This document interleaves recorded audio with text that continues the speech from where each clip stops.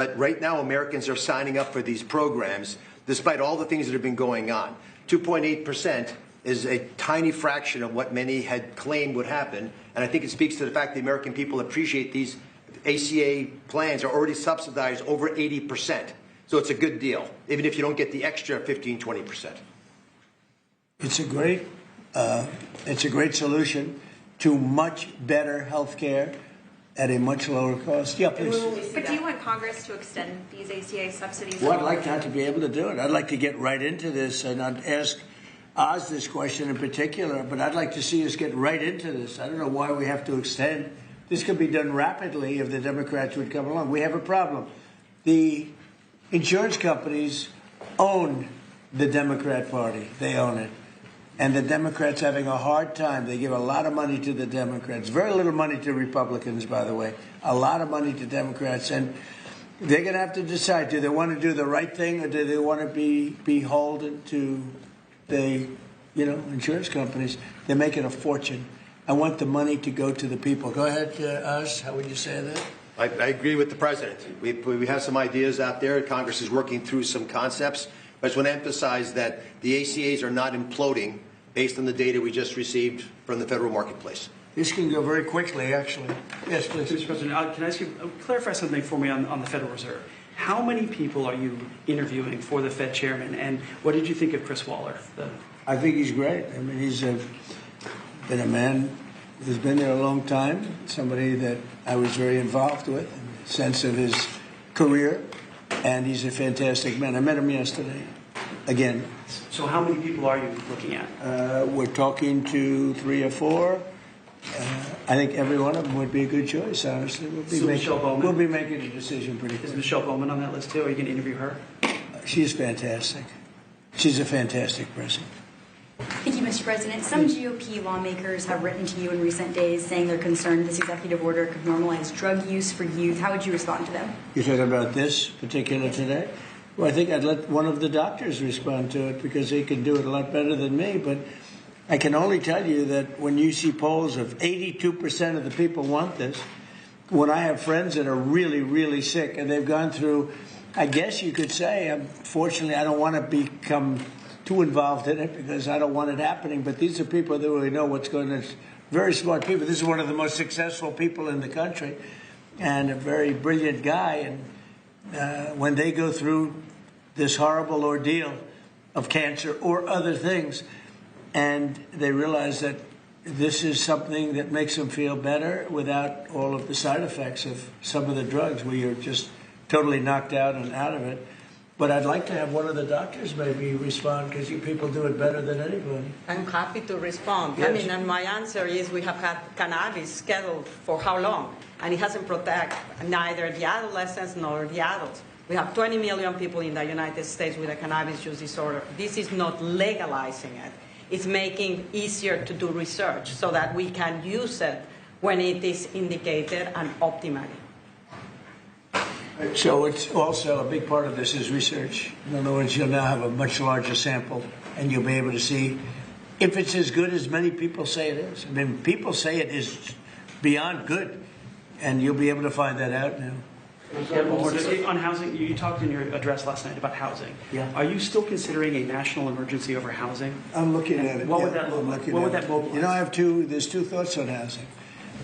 You have a lot of people have housing that because we have such a strong time and such a strong market, their houses are very valuable. It's a big part of their net worth, their house.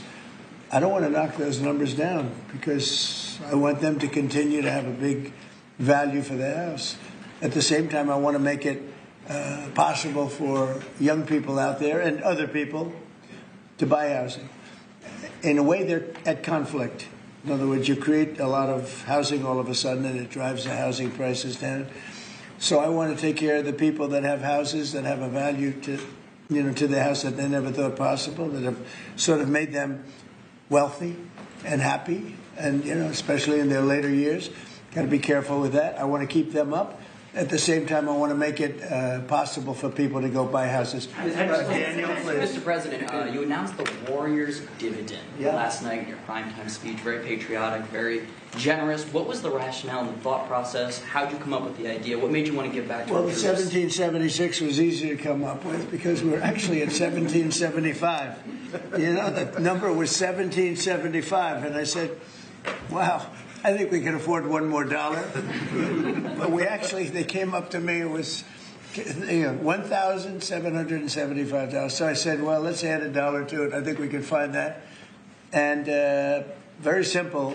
We've had a military that, in my opinion, by other presidents, was not treated well. They're incredible. They're our finest people. They're protecting us. And because of tariffs, we're taking in billions and billions of dollars more than we ever have before. With no inflation, by the way. With no inflation. You saw the inflation numbers. They just came out today. What great timing.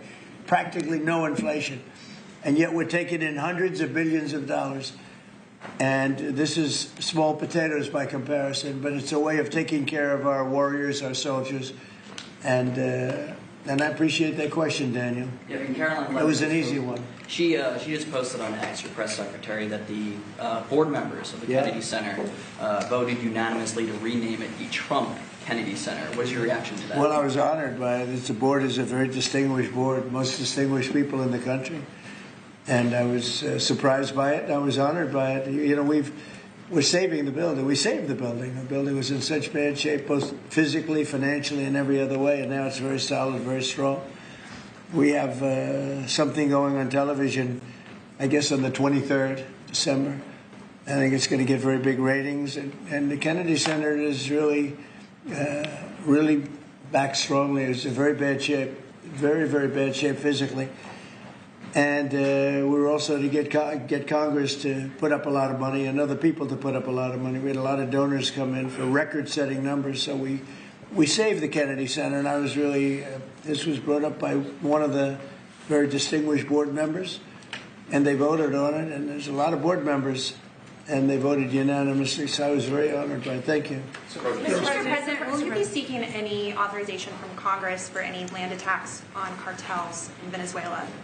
For anyone? For any land attacks on drug cartels in Venezuela? I wouldn't mind telling them, but it's not a big deal. I don't have to tell them; it's been proven. But I wouldn't mind at all. I just hope they wouldn't leak it.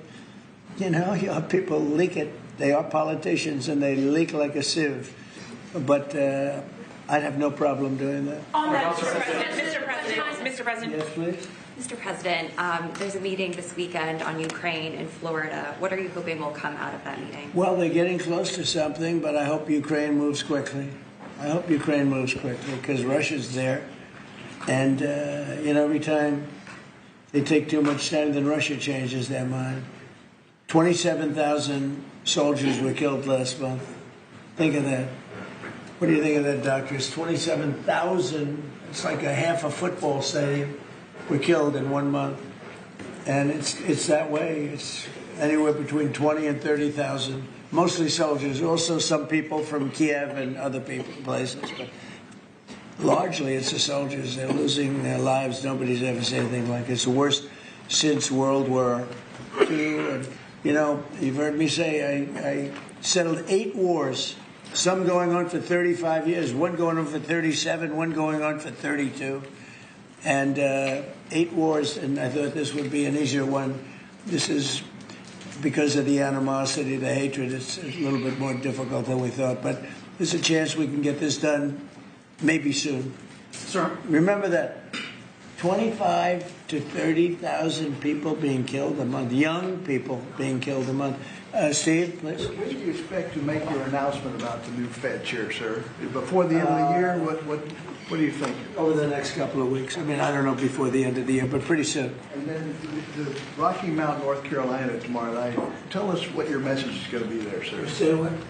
When you go to Rocky Mount, North Carolina tomorrow night, what's your message going to be there? Well, it's not going to be that much different from what I did last night. I mean, we've had tremendous success. We're bringing prices down. We inherited a mess. And part of what we inherited was the worst inflation in 48 years. I say history, but we had the worst inflation. It drove prices up. and now we're bringing those prices down. But I'll be talking about that. I'll be talking about the fact that we secured the border, where literally nobody can come into our country illegally anymore.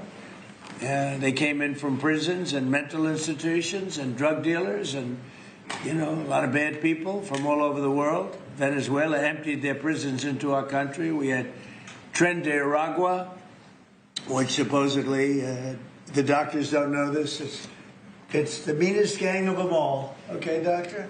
You don't have to know about it. You got other problems.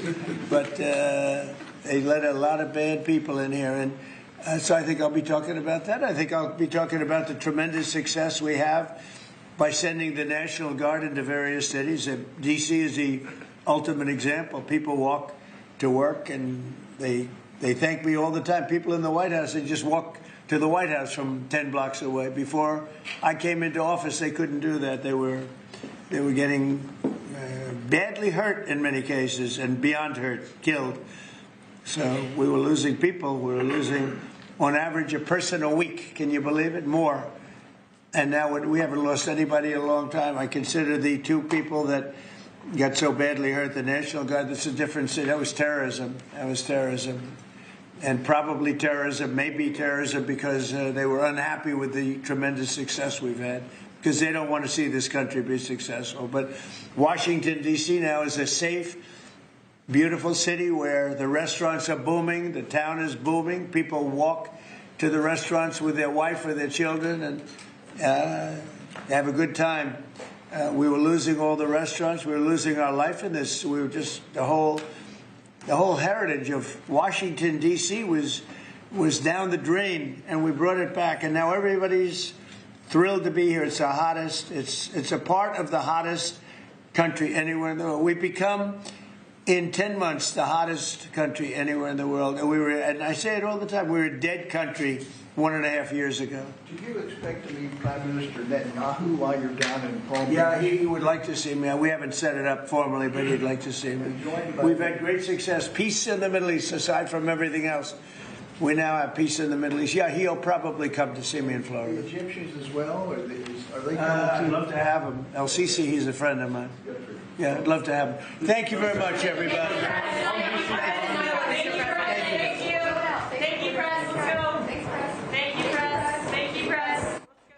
All right, well, you're just listening to President Trump. He signed an executive order reclassifying marijuana from a Schedule 1 to now a Schedule 3 under the Controlled Substances Act. Trump took questions from the press alongside doctors and said it was an honor to sign that order. The move acknowledges marijuana's potential medical uses for chronic pain and lower abuse potential compared to Schedule 1 drugs like heroin. It would ease federal restrictions, facilitate more research, reduce stigma, potentially lowering tax burdens on state legal cannabis businesses, and open doors for FDA oversight and medical applications. However, it does not mean full federal legalization or recreational use nationwide. Marijuana would still be federally controlled, similar to drugs like ketamine or codeine. All right, moving on now to more of today's top stories. An envoy to Russian President Vladimir Putin is expected to visit Miami this weekend. According to reports Wednesday, Kirill Dmitriev will meet with White House envoy Steve Witkoff and Trump advisor Jared Kushner. The U.S. officials are expected to fill their Russia counterparts in on the progress made in talks with Ukrainian delegation. The goal is to try to get Russia's government to agree to the updated proposal on ending the war. A group of Ukrainian officials are also expected to arrive in Miami later this week.